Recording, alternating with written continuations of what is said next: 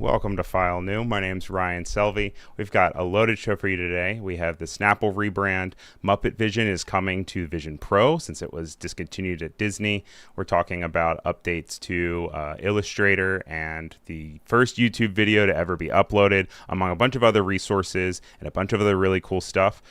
We like to hop off into the news just to begin things, so let's go ahead and start with the news.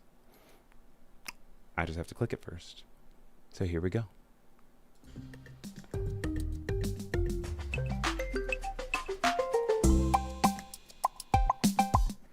Oh boy, oh boy, oh boy. We have so much news to get through today. All of these links are available for you guys via the Raindrop link. I'm going to go ahead and I'll make sure to grab that for you guys. And actually, what we can do here is we can just start off with something that I can easily grab. I have a messy desktop right now, don't I? So how's everyone doing? As I kind of get things situated for you, I'm going to go ahead and grab this Raindrop link and we'll throw it into the chat. If you guys have things coming up, if you're interested in stuff, please let me know. We have Oliver and Cody in the chat right now, which is really nice. That's the wrong link. So I just want to make sure that it's one that's accessible to everyone, actually, because that link is only accessible to me. Oh, wait, no, it's not. That is a public page. We're off to a messy stop. It's great. Who knows? But how y'all doing today? And let us know where you're tuning in from in the chat. Would love to hear more about who's watching today. So let's start off with a video from Michael Fugosa, because he's doing a update to or update overview of Illustrator and some of the new things that are available in the beta, which he is talking about in his Instagram video. He uploaded this about 6 days ago and would love to show you guys. So I want to make sure my audio output's on and we're gonna hit play. First, we got this new exploder mode. Super useful to reference all your angles at once, and it also opens up options for animation. Second, you can quickly export a GIF file of your subject turning, like a turntable. Lastly, it goes full 360. Before it was close to it, and this is a nice subtle improvement, especially if you need that full back view. Turntable and the latest updates are available to everyone in the latest Illustrator beta.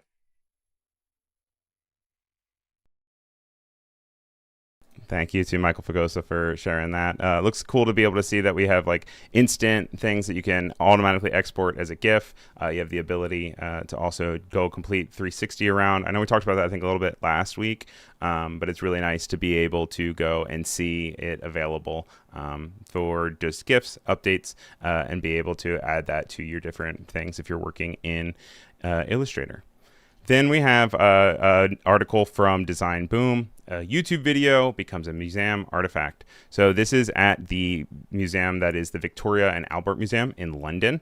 This is the first ever uploaded YouTube video, and they made sure to be able to not only get the video, which is a 19-second clip called Me at the Zoo, and it's one of the co-founders talking about there is a elephant behind him, and he's just being like, this is an elephant, look at that.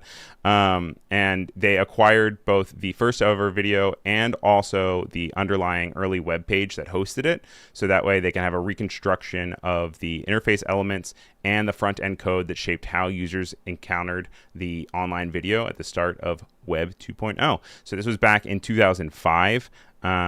Which is where the video was actually recorded, but then it was actually uploaded and reconstructed for the 2006 first experience. And I remember when it looked like this. I remember when there used to be like these like scroll bars, you know, this like really crazy, like, do you guys remember that? Like, do you remember that sort of like UI at the bottom where everything was like glossy and metallic? Everything had like shines on them, and it felt like, you know, this was almost looked like a alarm clock next to you. Also crazy to see that, like, you know, it only has 3 stars, even though it is a history-changing video. Hi to Alyssa, Oliver, Kendall in chat, also Camille and Patrick. So if you guys have other stories that you guys want to talk about and you're excited about getting into, please let me know. Since we are talking about YouTube history, I do want to talk quickly about some updates on YouTube.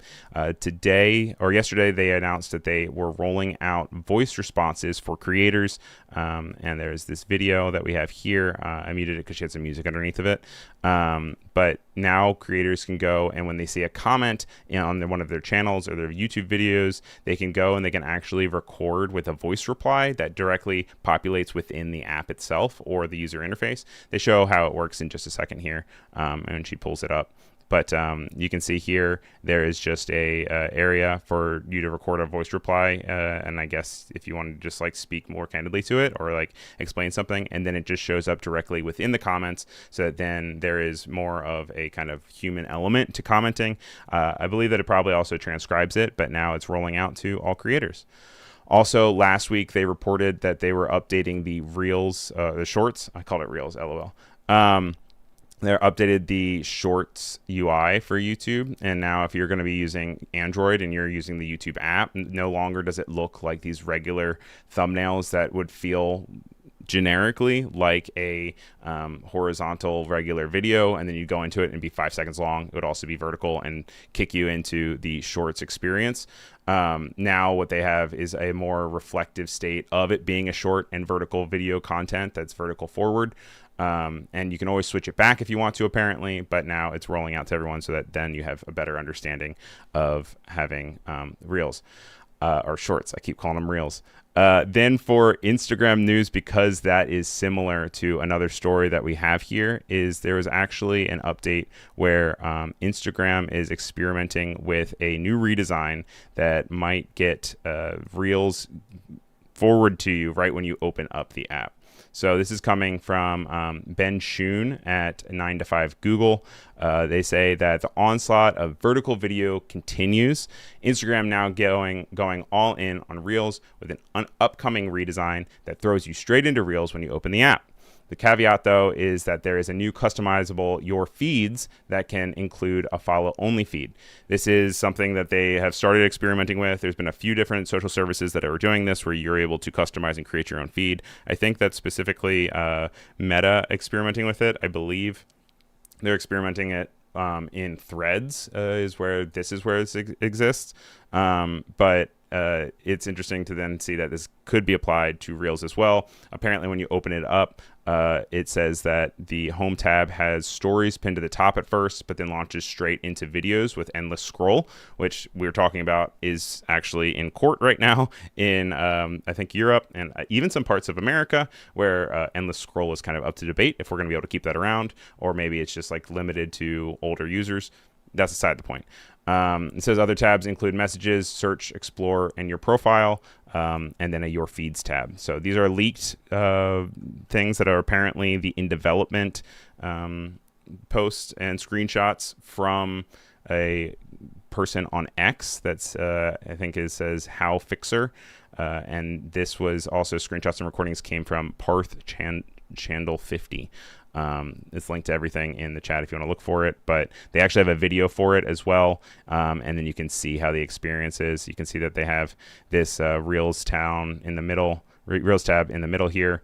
I'm still getting over and used to the idea that my messages are down in the middle. I'm still clicking the top right, but that's where your likes are now, and that's already rolled out to everybody. So right when it's kind of like the grocery store, right when you think you know where everything is, they then, move things around. I'm seeing Oliver is saying that he mostly uses the website these days, and he has a bookmark that goes straight to his following tab. Oh, that's interesting. I didn't even realize that was something that was accessible through the desktop version of Instagram. Talking about the Instagram, oh my gosh, I'm all over the place. I'm so sorry, guys. Talking about the YouTube UI, I'm seeing Keys is saying, remember when the player was Flash? Yeah. Remember that? Adobe Flash, guys. And that was existing in loading in Flash. And that actually really switched up a lot when Apple decided that they weren't going to support it on some of their devices. Then everything all switched up. And now we have like HTML5 and stuff like that. Welcome to the chat, Jacob Paris. Good to have you here. Oliver is also saying that he has blocked the UI when YouTube used to look like this. Which, yeah, no, I feel that it's gone through a lot of iterations, and we've even reported on how some of it has changed over the years and what it looks like. This is one that I teased at the beginning. Disneyland's Muppet Vision 3D will be released on the Apple Vision Pro. This is coming from the Daily Dot, reporting by Jamie Girock. And it says, according to the Wrap, camera crews captured the Muppet Vision 3D at Hollywood Studios, and the show is expected to be released on Apple Vision Pro and other VR headsets. The creative went on to explain, and when they're saying the creative, they're referring actually to Jim Henson's son, Brian Henson. He was giving commentary on it, and he was saying that they did a thorough job capturing the show for the VR experience. And he said that users will be able to sit in any seat in the house while watching Muppet Vision, changing up the view. Which is interesting because Apple Vision Pro has really focused on these environments. So not only is the gigantic vision of what you're watching and the experience big and large and kind of wrapping around you, but I know that they had things like you could watch movies on different planets or in different atmospheres so that the actual area in your peripherals also match the content that you're looking at. And so it's interesting that then here with Muppet Vision, they're still being like, hey, we're going to go right back to the idea of having you sit in the experience in Disney World, which doesn't exist anymore, to then be able to pick your seat and then also get that experience. Because when you were going to Disney World, you were like, I want to sit in the center in the middle because I want the 3D to feel like it's coming at me and get that full experience. But then obviously they had to adapt it to be able to not just be, 4 people in the middle of the theater. So interesting that they had that. Quick little caveat here, just as we are talking about Jim Henson here, and just something that I think is really important to call out here. Love Jim Henson's work, love the Muppets, but I do want to just talk about work-life balance. And the idea here is that I don't know a lot of people know this about Jim Henson, but the reason that he died at age 53 was because he had strep throat. And you might be like, well, how do you die from strep throat? Well, it turns out that he was having trouble breathing, and when he woke up around 2 a.m., and he began coughing up blood, and he suggested to his wife that he might be dying, but he did not want to take time out of his schedule to visit a hospital.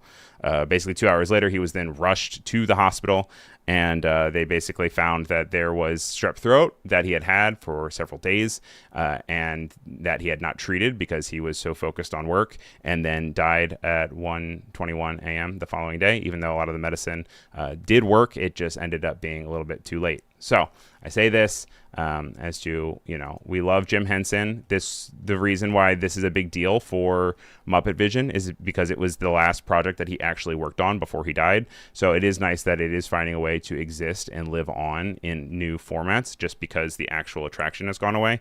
But it's also a reminder to please take care of yourself. And, work isn't that important. He created really great work and he'll always be remembered for his work, but he left too soon because he was too focused on his work. I'm also seeing Sequoia in the chat. Nice to see you, Sequoia. Sequoia is also a fantastic motion designer. He does really cool stuff, also with CRT and really cool vision. So make sure you check out his work. Sequoia, be sure you can throw your chat thing in the chat as well. Hoodspot is here. Also some wonderful ladies. Says the Muppets on the cutting edge. Okay, Miss Piggy. My husband does a really good Miss Piggy impression, which is really funny. Let's talk about DJI since we talked about them last week. This is a new lawsuit that's coming up. As you guys know, in previous episodes, we've talked about DJI, the famous drone manufacturer, was actually blocked for selling more drones in the U.S. ever since December. So it's been 2 months since then. They have now filed a lawsuit against the United States Federal Communications Commission. I'm going to say that again. The DJI has filed a lawsuit against the United States Federal Communications Commission for blocking its ability to import and sell products. This is reporting coming to us from Petapixel, Jaron Schneider. If you guys are videographers, photographers, I cannot recommend Petapixel enough. I have been absorbing so much of their content over the last 2 weeks ever since I kind of ran into them, and they post amazing articles. So I always want to make sure we give credit to them. But when they had an interview with a DJI spokesperson, they said that as outlined in the petition, the decision to list DJI's products is procedurally and substantially flawed. The FCC can add products to the covered list only when they present a national security threat, yet it has never identified any threat associated with DJI or its products. And they said that even though they have tried to reach out a bunch of times, DJI has never been given the chance to provide information to address or refute any concerns. If you have DJI piece of manufactured equipment, you can still use it in the US and you can still fly. It has not been landed in that way, but I think that there are no more additional sales, and I think there are no more additional software updates for the apps themselves. So you're kind of stuck in 2025 forever if while this is going on. I'm seeing All Taped Media is saying it's a shame that DJI drones are so good. I know a lot of videographers for weddings use them, travel influencers, nature influencers, people that are just trying to create really cool sport. We saw a lot of drones at the Olympics this year. It's all sort of something that it's a niche, but very substantial market, and there are lots of creators that are using it. So I'll keep you guys updated if we learn more about that. Some sad news is Jane Baer, who was a animator for things like Sleeping Beauty and Who Framed Roger Rabbit, died about a week ago, and was reported on by Cartoon Brew. Then I started looking more into it, and I created this reel. So I'm going to make you guys check this out just so you can see a little bit more about who she was and why this is significant that she has passed. So here we go. Let's reload the page, and then we're going to do it again. I upload a lot of videos in here, and then I also am whipping around with OBS while I'm doing it. So here we go. The animator responsible for Toontown and Who Framed Roger Rabbit has died. Jane Baer's independent studio was hired to hand draw every character interacting with real actors, matching every shadow and tracking every eyeline. While most people on the film were part of the Disney or Spielberg teams, the independent team from Jane animated the entire Toontown sequence and the Benny the Cab scenes. Back in the 1950s, Jane got her start by working as the key cleanup artist on Sleeping Beauty. She was one of the very few women in Disney's animation department at that time. She said they were obsessed with getting Aurora's eyes right. Drawing them all day, every day, made her go to sleep dreaming of eyes. She also animated the candles and the famous melting cake scene. She went on to animate Medusa and the Rescuers and work on The Fox and the Hound, Mickey's Christmas Carol, and more. But in 1984, she and her husband founded Baer Animation. In 1988, they were trusted to pull off one of the most ambitious live-action animated hybrid sequences ever made. She passed away quietly in her sleep on February 16th, 2026. So rest in peace to Jane Baer. Also, I learned a lot about her while I was creating the reel, which was really nice. Back in the 50s when she was working for Disney, that's when they separated the teams by gender. So she actually worked in a room with 6 other women, and they did a lot of retouching, talked a little bit about the eyes, and she also had the opportunity to be able to work with the old men. I think it's called the 9 Old Men, and they were the famous animators that worked for Disney since the 1920s. But there's no documentation of actual footage of them working together and the women in the process of creating Sleeping Beauty. So I think it's important that, yes, obviously it's postmortem, and we can just only kind of move forward now. But I think it's important that we know her name, and we know that she also was very substantial in order to making Who Framed Roger Rabbit as famous as it is. I think that Toontown is one of the best scenes or collections of scenes in the movie, and it would be crazy to think about not having that. They had to work with a lot of different elements that had not previously been worked on, like mounted cameras and stuff, and they did all these new technologies. So there are some really cool videos out there about the technicalities of how they pulled off what they did. But rest in peace to Jane Baer. I want to quickly hop back over to the DJI story because I'm seeing you guys talking about it in chat. And it says that the updates that I was talking about, Oliver is saying there's not just updates, there are no spares, no repairs. You can use the drones that you have, but if it breaks, you're done. And Dino is saying, wow, no more updates is crazy. Let's hop over to some Adobe updates. This is for the After Effects beta update that was launched probably the day after the stream last week, and this is something that they incorporated called proportional scrubbing in timeline. This is a option to be able to select all the layers, and then you can have them rove up or rove down in kind of scale here by holding down either Command Option or Control Alt, depending on what you are working on. This is coming from Wes McDermott from the team for After Effects, and it says that it's now available in After Effects Beta 26.2. X25, and it is allowing you to tweak many properties across multiple layers in a single move, scaling their values relative to each other instead of flattening them to the same number, which is really nice. And it's nice that can affect opacity, position, rotation, and some 3D layers. So very useful, very cool. I think on Motion Mondays by School of Motion, they did a really good animation of like showing how you could rove cards out and move them around. Kendall is saying, I'm going to have to play with that. Yes, would love to see Kendall and your working with that. I know that you recently have kind of been relaunching your Instagram, so make sure you can also throw your link in for your Instagram and your motion work in the chat as well. Patrick is speaking to the loss of Jane Baer and the animation for Who Framed Roger Rabbit, saying the FX of this movie were incredible for the time. Let's keep it on Adobe since we are on this Adobe kick right now. This is coming from the Adobe blog. This was announced today, and it's coming from Mike Polner for the Adobe blog. It is Meet Quick Cut. And this is a new feature in Firefly to help creators get their ideas off the ground quickly. Today, we're introducing Quick Cut in Firefly Video Editor. It empowers creators to upload their own B-roll to generate new footage and instantly turn it into a structured first cut. Goodbye, empty timeline. Hello, momentum.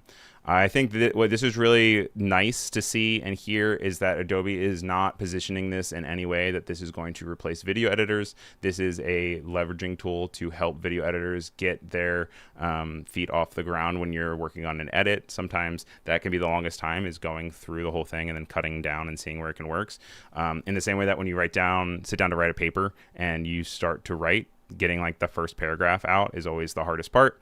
And so hopefully this can speed up workflows and help people with things like cooking videos or interviews and things that you can then kind of just quickly cut them in. And then even if you go back and you want to change them afterwards, you at least then kind of have a quick first pass, because it's one of those things where when you see something done, you can have feedback. Whereas when you do it yourself, you can't see the same feedback, and you also don't have the same ideas. So it's almost kind of like having an assistant video editor work with you and being able to just quickly make a quick cut to then get something out and then start working. VSCO, which you guys might know as a photography app that has been quite profound on iPhone for a number of years, is wanting to transform professional photo delivery. They are announcing VSCO Galleries. It is a professional photo delivery app that they are aiming at photographers to be able to provide to their clients to be able to review footage and collections. They're working closely with like wedding photographers, professional photographers, portrait photographers to find out what works best. And it says that it enables users to create unlimited galleries that they can quickly and easily share with clients. Photographers can enable collaboration and sharing features, allowing clients to share the gallery with others or even upload their own photos via the web version of VSCO Galleries, which is nice. It'll be on both the app and online. It says that it is free to download and use for all members, but that pro subscribers will have completely unlimited gallery storage. They don't want photographers to be punished for their success, so they will seamlessly scale with a photographer's career. There are no storage caps or overage fees for pro subscribers. And it looks very pretty. It looks nice. I don't know if anyone here uses VSCO. I know a lot of photographers use VSCO. I'm not sure, like Oliver, if that's something that you are using a lot. But be interested to see how that works alongside other platforms that you're able to use, especially when you're, sharing things that you don't necessarily want to deliver the full downloadable content for it yet, or if you want feedback, or you just want to be able to put it together in a portfolio and you don't want to have it printed out as a book to then provide to people. So that's called VSCO Galleries. They are apparently launching it next week at WWPI in Las Vegas, which is March 1st to March 5th in Rio, Vegas. And it says that it is a collaboration of vision, creativity, and connection. You can get your tickets now, and it is multiple day conference all about the ability of photography and capturing and great ideas. So let me know if anyone's going, if anyone's in the Vegas area, if things are picking up for people who are interested in photography. Snapping pictures, Snapchat. talk about transition there. Snapchat's direct revenue business reaches $1 billion annualized revenue run rate as subscription community surpasses 45 million Snapchatters. I'm calling this out because I have not opened Snapchat in years, and it's amazing to hear that not only are they still running and they're still successful, but they are getting a lot of money from this subscription model where it's a direct revenue category. It says that the portfolio of products where Snapchatters support the platform directly have exceeded $1 billion annualized revenue run rate. And this milestone is anchored by their global subscription community, which now has surpassed 25 million members. So they launched it in 2022, so about 4 years ago, and Snapchat Plus has become one of the fastest growing consumer subscription services globally, with subscriber growth every quarter. It says what started as an early access program for their most engaged Snapchatters has quickly scaled into a meaningful business, one that now represents a strong and growing revenue stream alongside their ad business. So if you're a creator, if you're looking into getting another revenue stream, if you're looking into exploring new audiences, maybe download Snapchat, join the program, and get back into it. Alyssa says that she gave up at the end of 2018, and she is surprised that they have been able to stay afloat as well and evolve up to this point, which I agree. I think it's also an age thing. I feel like a lot of the younger demographic probably is still on Snapchat. And then Penny is saying you better read the article fast before it disappears. And then Oliver wants to know what even is Snapchat now. He says, every time I open it, it just seems to be entirely advertisements.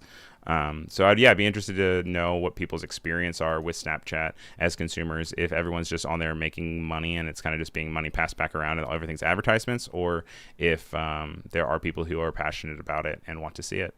Kendall says that she still has Snapchat, but she never uses it. It's something to be aware of. Next Fest is going on. If you're not familiar with Steam, Steam is a video game platform. It's like the biggest video game platform, I think, in the world. And it is a really great place for Next Fest, which is all about the next games coming up. It is all about indie games, providing demos for upcoming games, and just being able to highlight a bunch of different stuff. It's going on from February 23rd up to March 2nd. March 2nd is on Monday, so if you are around this weekend, you can.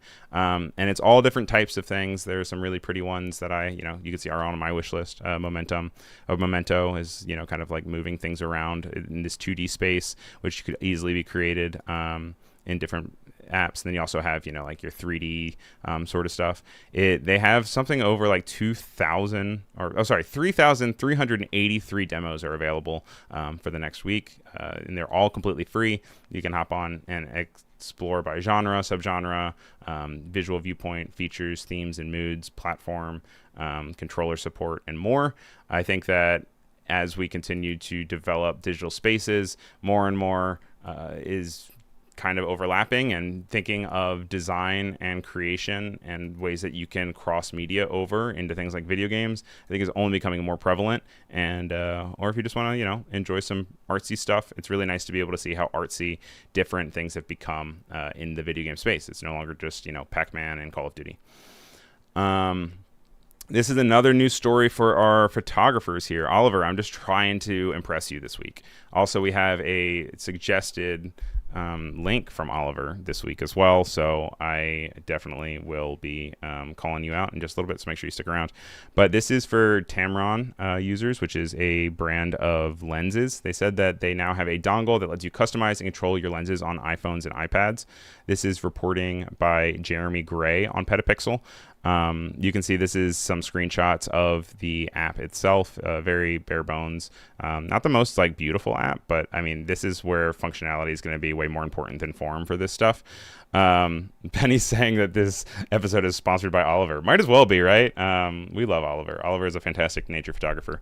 And I actually had posted in the Discord, which you guys should join, that there is a study from Petapixel that's talking about how apparently bird photography could be good for your brain, which I don't have the quotes or anything pulled up for that for this, but you can check it out in the Discord. You can also check out our schedules for Adobe Live. But it says that with the Tamron Link dongle, using the app, videographers can set markers for both focus and aperture rings to easily control focus pulls and immediately switch to preset focus positions with a simple tap. Meaning you don't have to touch the camera, you don't have to touch the lens, especially if you're working with a tripod, or if you're working from a distance and you want to continually edit your focus or switch things without having to touch it. I think that's really good. Also, being able to be meticulous and make sure that you can set A and B focus positions, specify the duration for the focus to shift between them, especially if you just keep going and you're recording a video or something and you know that you want to hit these 2 points. Sometimes when I'm streaming this video, it's not a Tamron lens, it's a different lens. I go out of focus, and I could wish that I, would be able to just be able to switch it and be able to make sure I can click on it. I have like auto stuff going on. That's besides the point. They say that there is also a possibility to set electronically controlled stoppers to focus and aperture rings, preventing unwanted over or under adjustment during rotation, which is what we were just talking about. But also the aperture is really cool because then you can also change blurriness and kind of like what is in focus and lit and what have you. It says that Tamron Link is also available for photographers, which is really nice. So it's not just video stuff. You might want to go in there and be able to change various different lens functions. And it is compatible with 16 different lenses at the time and is working with iPhone and iPad. You can see here they have like rotation angle, the manual focus method, and then also being able to have different like timers and stuff to be able to fix that out. These are screenshots coming to us from Petapixel. And if you want to read the full article and learn about all of its capabilities, make sure you check out the article by Jeremy Gray. Okay. Then we have a update about the Discord stuff that we talked about previously. This is coming from Fortune. Who actually called this out to me? Somebody called this. Oliver. Brought to us by Oliver, who put this in the Discord chat for us. This is about Discord distancing itself from Peter Thiel-backed verification software after its code was found on a U.S. government surveillance server. We've been talking about this a lot because Discord is a big place for platforms and content creators to connect with their communities. Like I said, we even have our own Discord community for Adobe Live, which would be great if you joined. But then apparently they are under fire because the identity verification software that they used, called Persona Identities, found to have front-end code accessible to the open internet, and that even included government servers. Apparently, 2,500 accessible files were found sitting on a U.S. government-authorized endpoint. They said that they conducted facial recognition checks against watch lists, screened identities against lists of potentially exposed persons, and not only was it about users' age, they found like they were looking into 269 distinct verification checks, including screening for adverse media across 14 different categories, including terrorism and espionage. So watch out, Oliver, if you are doing any espionage. This is not the first time that they had a security breach and a security issue. Late last year, they had a third-party vendor that was actually was responsible for a hacker that then was able to get the government IDs of more than 70,000 people who had complied with its age verification requirements. About a week or two ago, we reported that Discord is going to be using a requirement to have people update their IDs to verify that they were over 18 to be able to use most of the service. Then Discord dialed it back and they were like, wait, no, we'll just do it for just age-focused channels and servers. And since then has had gone back and forth a lot about people having to use ID verification onto Discord and whether that means that the service will suffer or not once the implementation is supposed to be going in place at the beginning of March. But with this happening again, I will be very curious to see what they're going to do with their experience. Wade is saying that Oliver is going to get co-producing credit for this week's file new. I know, and this isn't even the first time we're going to mention Oliver. So there's plenty going on. Oliver is sad that he says his main wide lens is Tamron, but it doesn't support the app that we were talking about. And then Oliver is saying that this is the same one he had to do the age verification on when they added it for the UK. So no idea if his details were in the leak. They claimed the details would be deleted once verified. Yes, I saw that, but then apparently they were not. So I'm guessing probably are. So make sure you check your different security points. You're very careful about phishing scams and just, what is available online. Never hurts to give a little security check and figure out what's going on. We're going to hop over next one in this. We have a lot of different stuff that I want to highlight on. We're going to put font of the week at the end, which I hope doesn't drive people crazy. But I want to hop into Rebrand since we're about halfway through our show.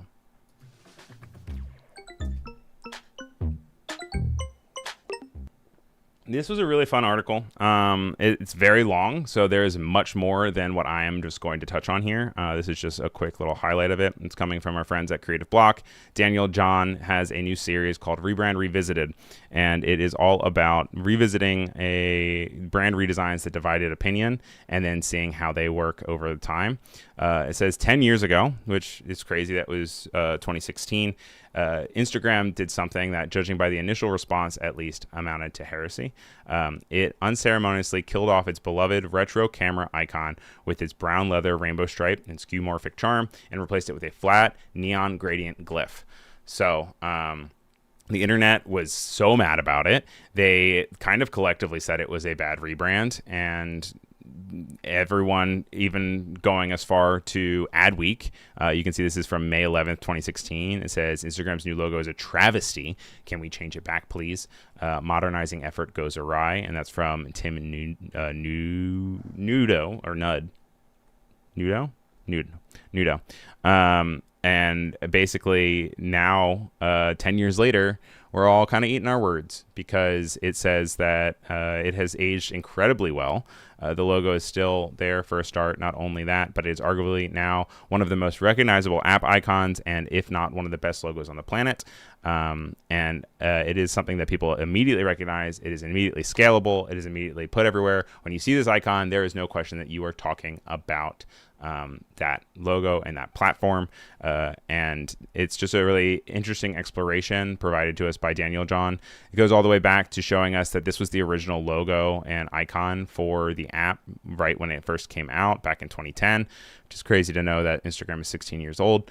Then it moved over to this kind of more square version that feels more unique and filling of the app icon. Then it switched over to a more subdued gradient. And I remember when the gradient came out and being like, gradients are ugly. Like, didn't we get over that? That feels so PowerPoint. But they kind of, I feel, were the ones that really pushed forward the idea of having gradients and really bringing it back into the forefront. And it really turned out to be successful because now, even with my lights in my house, if I change them to like orange, pink, and blue, I'm like, oh, it looks like Instagram in here. Then they ended up taking an extra step in 2022 when they went for a even brighter look. And I think it just works really well. Oliver argues that Instagram has only gone downhill since the logo changed in 2016. I still like my Instagram a lot. And if you guys don't follow me, make sure you follow me, Ryan Selvey, on Instagram. Penny is saying best logos on the planet. Oh my gosh. Yeah. Well, I mean, that's what Daniel John is arguing. I would think that it works really well and it's universal and it doesn't rely on any language. So I think that it goes up there definitely with like Apple and Nike and Target as ones that you can just see and you automatically know. So I it sounds like hyperbole, but I think that it really is extremely successful. Umacorn is also arguing that she doesn't think that it is one of the best logos on the planet. And also Alyssa is saying that she likes the brightness of the new update as well. Yeah, and I think just as our screens get brighter with more nits and OLEDs and other things, or OLED, that only there is only more capabilities and HDR support to have brighter and more colorful branding. Yeah, so then the other one that we have here is Snapple, and this is coming to us from Fast Company. I don't have a screenshot of it, but I do want to pull it up just so that I make sure that we show credit where credit is due, because this is where I found out about it. It says that Snapple is ready for its comeback. This is writing that came to us from Grace Snelling, who we actually report on her stuff a lot, and it is talking about how in the next week or so, because it's the end of February and it's the beginning of March, that there is going to be a refresh for Snapple. Grace does a really good job in her article talking about the origins of Snapple and how it was guys that kind of just started working on a fruit business that sold directly to certain retailers. But then looking back on it, they said that they didn't know anything about juice. So much so that the name ended up coming from a place where the original juice ended up fermenting and sending bottle caps skyrocketing, which is when then the snap came. And then kind of when you opened it up, the snap happened. Snapple was mostly popular in the 90s when you have their glass bottles. So I'll see if I can even find Snapple bottles where the ones that you might be more familiar with. And these were ones that had the kind of fun, whatchamacallit, like trivia on the bottom of it. Mind you, all rights reserved to people who took these pictures. But it's you even have things that say, can we all agree that Snapple tasted much better when they were in glass bottles? They've had a troublesome last few decades where they switched to recyclable plastic bottles and they have not returned to glass. There apparently is a limited market where they were going to do a slight release of some glass bottles, but now they are doing this new Snapple bottle method. You can see here that on the left is what they have the previous as, and then now this is the new one. Something that happened was they did a rebrand a few years back where they took away some of the curls of the serif of the S and turned it into a sans serif and turned it blue. To me, it feels like this branding right here in the middle feels like a drug, like a pharmaceutical branding or something. Like, take Snapple, talk to your doctor about Snapple. Like it reads and it's very legible, but I don't think that it has the same spunk and feeling of Snapple that was maybe as important as it is now. It is nice to see that this is the bottom one. Here is the one that they are going to be bringing out, and this is something where they kind of went back to reason and they brought back a lot of these swirls, a lot of the character, a lot of the serif, the bright colors, the switch between having that bright blue and that bright red. It's just elevating it more. I know we were just talking about different colors in logos and the ability to have more of them. I'm seeing that Oliver said he had no idea Snapple still existed, and he saw Adam Savage drinking it on a video. Yeah, what do you know? That's very much the same thing where like it really fell out of public knowledge and they're trying to get back into it. They had a few different stuff where they tried to like relaunch with different sub brands of different like younger versions, but it just didn't do as well. I think overall, definitely updating the logo, I think is successful. I think that is good to return to reason and kind of return to that familiar feeling. Also, definitely not going for this kind of die cut thing on top that just doesn't feel like a Snapple. It just feels like a different type of creation. The one thing that I will say is that with this new one, it reminds me a lot of like Naked Juice, which I know sounds wrong, but I think that like when I look at it, it feels a little bit in that vein, which I feel like is probably a competitor and probably someone that they would be happy to be side by side with. But to me, Snapple exists in a different category, and maybe that's something that they want to switch. But if I think of the 90s Snapple, I'm not thinking of like naked fruit juice. I do wish, like I said, I think it was smart to move away from maybe directly the die cut stuff here, but just kind of the flat across square one feels a little bit less designed, and I'm not sure if it works as much. And I also think they should bring back the glass bottles. I think obviously probably is more expensive, but I think that it would definitely, I don't know, help with sales. I'm seeing that Kendall is in the chat saying that it's giving Lipton for her, which is, I guess we can go to Lipton tea bottle and we can see how that looks. Yeah, Lipton tea, for me, Lipton's also kind of like giving like pledge now at this point, which like, I don't know what that says. But same sort of thing where it's just kind of a show thing, or even Lay's. Like, doesn't it look like a Lay's logo? This is the liquefied form of potato chips. It's an interesting market. It's a different category, and I'm not sure what to think. What do you guys think? Dino saying that V8 used to have glass bottles also. Glass made them look healthier, but at the end of the day, they were supercharged with sugar. I mean, that's what a lot of these juice things run into. I remember when I tried to kick my soda habit back in high school, I was like, I'll just drink apple juice. And then I realized that apple juice has the same amount of sugar, if not more, than most natural sodas. So there's that. Reverb Mike also prefers glass. Umacorn doesn't have Snapple where she lives. Kendall's laughing at potato juice, as is Wade and Alyssa. So maybe we're on to something there, guys. All right. As always, this show goes by so fast for me. Then when I'm editing it feels like it takes forever. Now we're going to hop over. Well, actually, when I say that, I guess it's a good time to call out that I upload this now as a podcast. So if you listen to podcasts or watch podcasts, please check it out on either Spotify or Apple Podcasts or wherever you listen to podcasts. And once you give it a listen, please give it a rating because that helps a lot.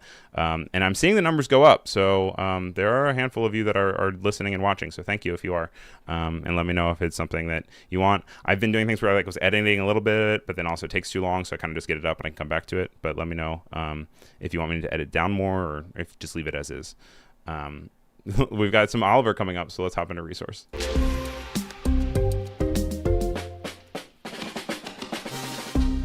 Last week we talked about a analog film photography website, and right after I didn't see that actually Oliver had gone on to Discord, and he had talked about how there is another app called Grainery that is a photography app with a similar mission. So if that's something that inspired you, you can go ahead and check it out. It looks like it's available on iPhone as well. It says that it is a great place to share, learn, and collaborate for analog photographers. They hope that everything feels familiar, and they use film-specific features to help you get the most of the platform. And then they have a good walkthrough. So it looks very similar to Instagram, like shockingly almost, or at least even old Instagram. And so I'd be interested if anyone is on there. Oliver, do you have stuff on there? I have not signed up because I don't take pictures analog, so I don't feel like I fit in, but I wouldn't mind hopping on and seeing different people's stuff. This is off the tails of Rebrand here.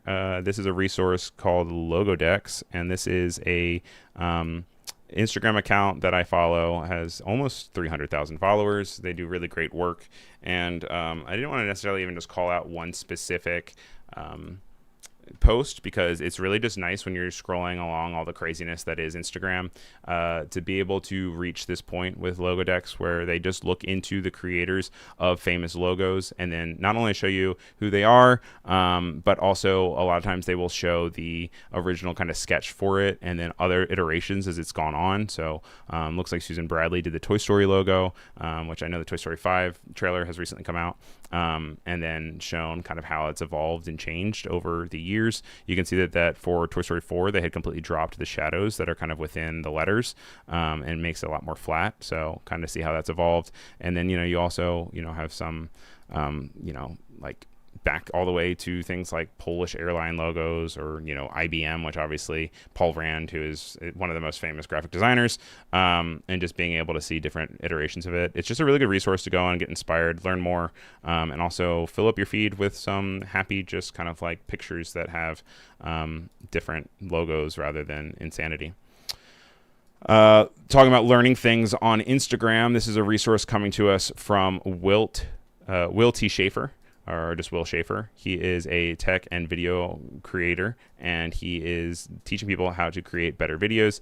He created this nice update about how to change things in After Effects without messing up your animation. He said that it was cool if we shared it on here. It's linked to in the raindrop as well, but let's check it out.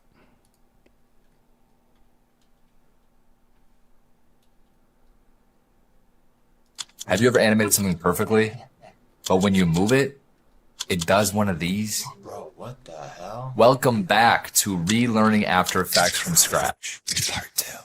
There's an effect inside of After Effects that I use in literally, no exaggeration, literally 100% of my videos. It allows you to easily animate a layer, but still move it wherever you want without breaking the animation. Crazy, I know. You see, most people animate using the properties on the layer itself, but what if you want to resize the layer or change its position? That's when this happens. Why is this happening? There's 2 ways to fix this. We will start with the most straightforward one. The second one deserves its own video. Foreshadowing. This is how it works. Select your layer and apply the transform effect from the effects panel. Next, create the animation inside of that transform effect, not the layer properties. For this example, we'll recreate the classic slide in effect you see in all of my videos by keyframing the position and adding ease to the movement. Don't forget to turn on motion blur. Now you can reposition and rescale and do whatever you want without breaking the animation. I know. Bonus tip, this also makes copying the animation to other layers super easy. Just select and copy that transform effect, go where you want the animation to happen, and paste it onto your layer. Now, the second method that I mentioned uses nulls. That's where things start to get spicy inside of After Effects. So follow and turn on notifications so you don't miss part 3. And if you missed the previous episode, you can watch it. Y'all cats know we always play to win. All right. GNG to the start.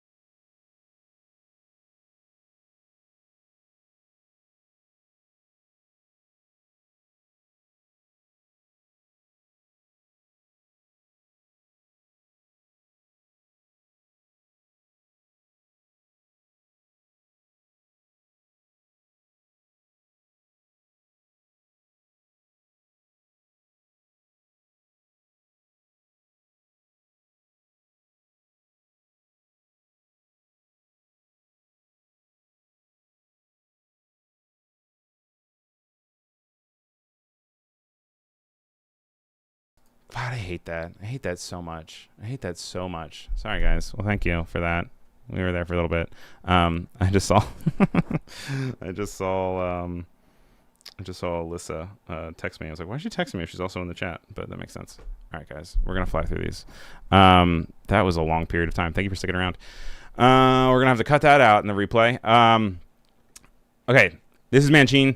It was featured on the last video. The video was the last stream. The stream was with Lizzie Edwards. She pulled up some of her favorite fonts. This one is a really interesting typeface that mixed both script and kind of letter forms. You can see here that there is that there's a bunch of really cool things here. I really like the T. I really like the G. I really like the Z. The F is also really cool. And there's a bunch of really cool stuff here that you guys should also check out. And Clever says, I didn't want to hear fonts anyway. Thank you guys for sticking around. And lip reading would be helpful, says Chris. Oh, well. I don't know. You know what? It means a lot to me that you guys still stuck around, because I'm sure we lost some other viewers, but it means a lot that you're here. Then we also have RL Horizon. This is coming to us from Radek Lukazooks at Red Luca. We've definitely featured them before. Super bubbly, super fun. This is a serif font with lots of curves. You guys know I love a curvy font. And this is really legible. It's really easy at small forms and large forms. So you can even use it as a really bubbly, large header font, or you can use it as nice copy font as well. You know, we're going to go ahead and we're going to put file new in here and see what that looks like. When it's only just regular, it kind of almost feels like a fun and nicer form of like Courier, which could be used as like a typewriter or even like some opening of a serious piece. But then as you play with like italics and bold, it gets a lot more fun. Nina says that she just added this to her font library. Are you talking, Nina, are you talking more about RL Horizon, or are you talking more about Mancine? Because both are very cool. And then our last one that we have is Klooster, which is real goofy. And this one is totally bonkers. It only has one variation available on Adobe Fonts, but it has really cool letter forms that really play around and spin and become these cool shapes. You can see here that this is coming from DJR, who we feature all the time because David Jonathan Ross creates amazing typefaces. And you can see that there's a lot of really cool stuff here. And it says that it is a broad tilting face modeled after the Unicol script. While the Unicol script dates back to the 4th century, it says, I'm going to let you guys look at all of them while we do this too. So this is Mancine. This is so that way you guys can have a little bit more vision while you're voting on things. But still talking about Klooster, which is this one. And it says that the Unicol script dates back to the 4th century. This rendition had its origins in a 20th century, which is the 1900s. Ex Libris shown in D. Gilteves' 1950 book, Dutch Bookplates, and a selection of modern woodcuts and wood engravings. Some letters resemble Roman capitals as we know them, while others lean towards the rounded forms destined to eventually become our lowercase. Bursting with energy, Klooster sharp wedges complement its sprightly gestural curves. Cool. And Alyssa says that I muted for extra engagement. I know, right? I always do love how quickly everyone's just like, hey guys, what's up? What's up, guys? I appreciate it though. Thanks for, make sure you guys comment more. It looks like it's a really tight race. It's almost split 3 ways. So make sure you guys vote on which one you think is your favorite. And then we'll be able to declare a winner to then put in our winners right at the end of the show in a few minutes. But I do want to hop into hyperlinks because we have several really fun ones that will be cool to show you guys. Hyperlinks.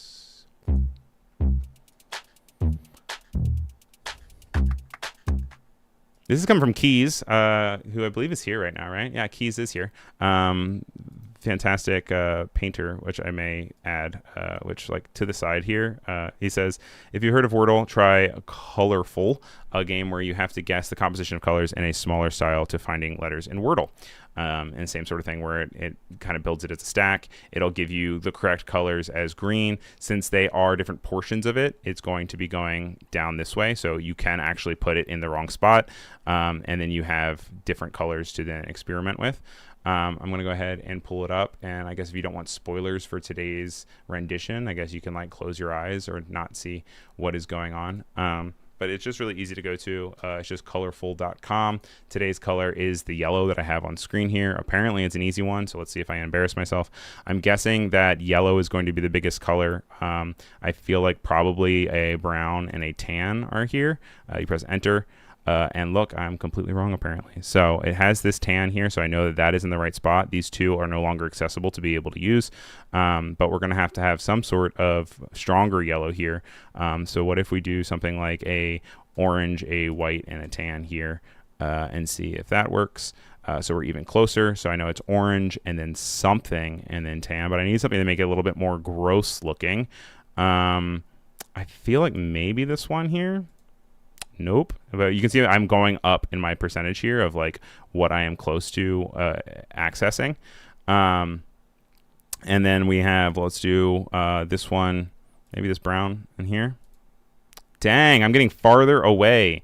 I don't know what I would use to kind of like, you know, I guess it's blue, because blue can be the opposite on the color spectrum, which just, but that feels aggressive. Yeah, no, there's no way.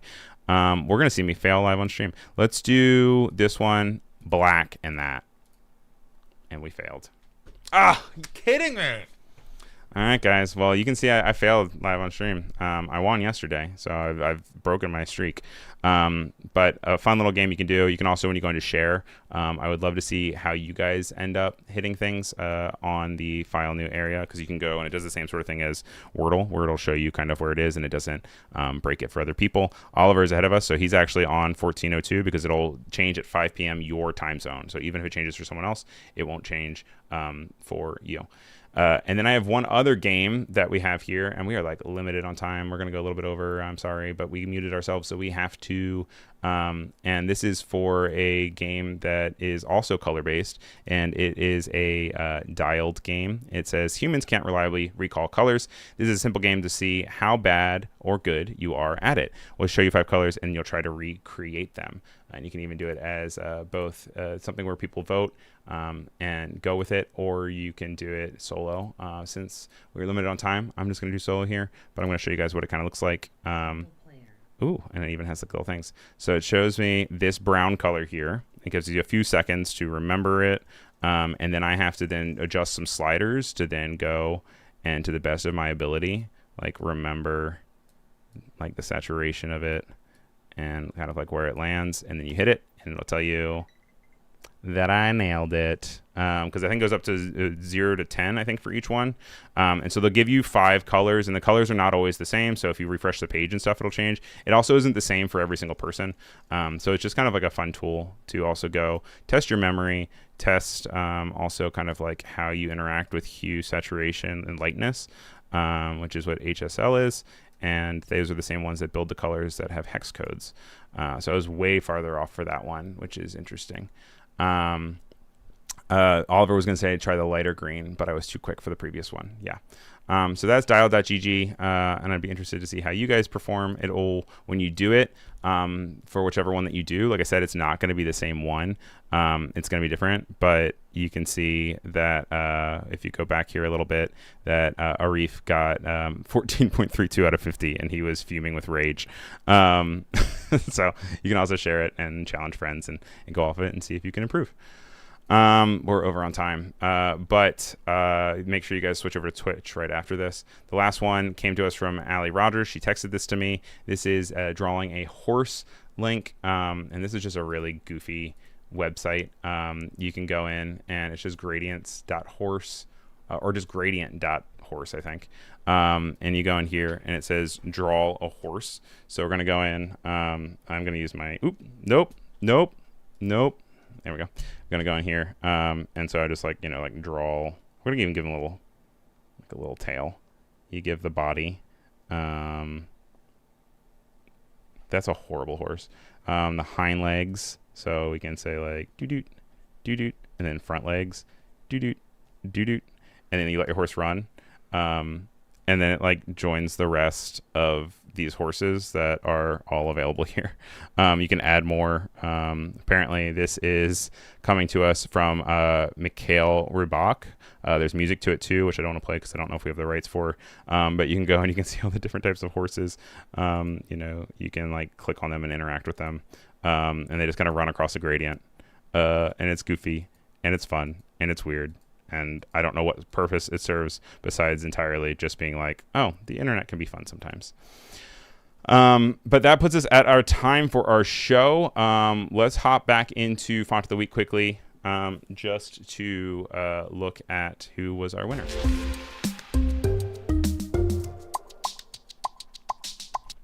The winner for this week's Font of the Week with 38% of, with 44% of votes. 44% of votes. Also, Wade saying Ryan draw a pony, which is funny because I always make him draw a pony on his show. With 43% goes to our winner, Mancine, or Mancine. I'll have to figure out how to focus on it, and then we'll have to pick a winner. We already picked a winner. I'm so scatterbrained. I'll have to let you guys know how you actually say it, but it goes to this winner, Mancine. If you go over to the Raindrop link that is available, you are always able to access the Font of the Week winners. Either I link into it in the actual Raindrop link, but like I'll show you guys also from your vantage point. If you were to go in here, you can actually just also click on my name. And it says public collections. If you click file new, then you can see all of them. And right at the top always is going to be Font of the Week winners. And here you are able to then explore all the other ones that have won in the past. There's 2 pages worth right now because we have 31 winners. And as we get close to March, maybe we'll do a March Madness thing. But thank you guys so much for being here. thank you for your help. You guys need the raindrop. I will go ahead and I will put that in both the Discord and the show description. And then that way you guys are able to get all this content, get all those links. Thank you specifically to Oliver for your thank you to Oliver for your help with all of the news stories and articles and resources this week. Definitely the viewer of the week goes to Oliver, which we don't have a crown for, but you guys name it. Make sure you give me a follow on both the Instagrams, also Blue Sky, which I need to get better on Blue Sky. I actually started posting to my own YouTube, which is youtube.com/RyanSelvey, and TikTok. So if you want to catch my reels and stuff, make sure you check those out as well. Thank you to everyone for being here. Thank you for everything. We'll be back next week for same time, same place for another show. Now, please, especially since I made us go over, please go and give support to the CANLA ladies over on Twitch. All right, guys. I'll see y'all later. This was a rough episode. Goodbye.